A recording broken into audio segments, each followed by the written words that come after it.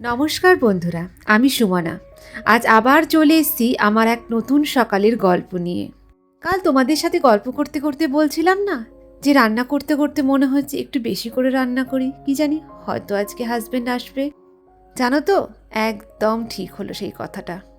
কাল সন্ধেবেলা 7:30টার সময় ফোন করে বলছে রান্না বসাও, আমি আসছি।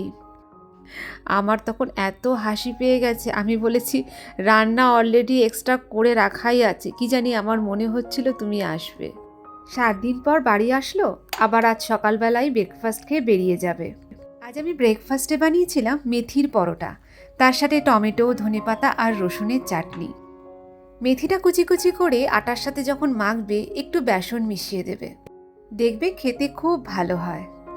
রিহাদ এনটিপিসির আর একটা প্রজেক্ট, এটা খুব কাছে, মাত্র 1 ঘন্টার ডিস্টেন্স, কিন্তু কাজের চাপে আসতে পারে না, ওখানেই গেস্ট হাউসে থাকে। এখনো 1 মাসের কাজ বাকি আছে, আমাকে এই কটা দিন এইভাবেই থাকতে হবে।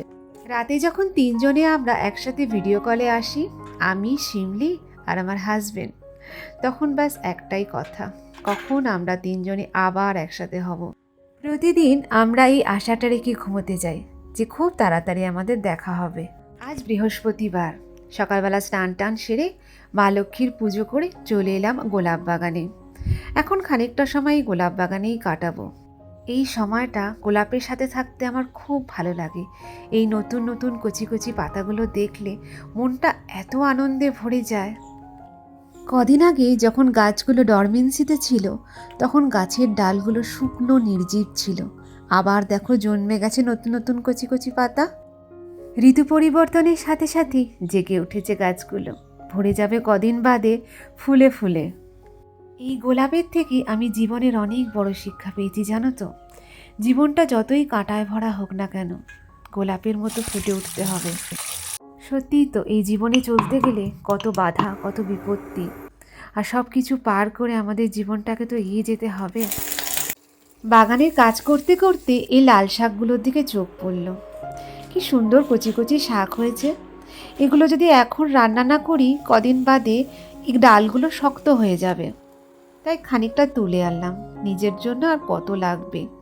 আলু দিয়ে আর পোস্ত দিয়ে একটু ভাজা ভাজা করলাম। আর ভাত রাঁধেনি দুপুরে, এই সকালবেলায় পরোটাগুলো ছিল, একটু গরম করে এই শাক দিয়েই আজকে খেয়ে নিলাম দুপুরের খাবারটা। চলো, আজকের মতো আমার গল্প এখানেই শেষ করছি।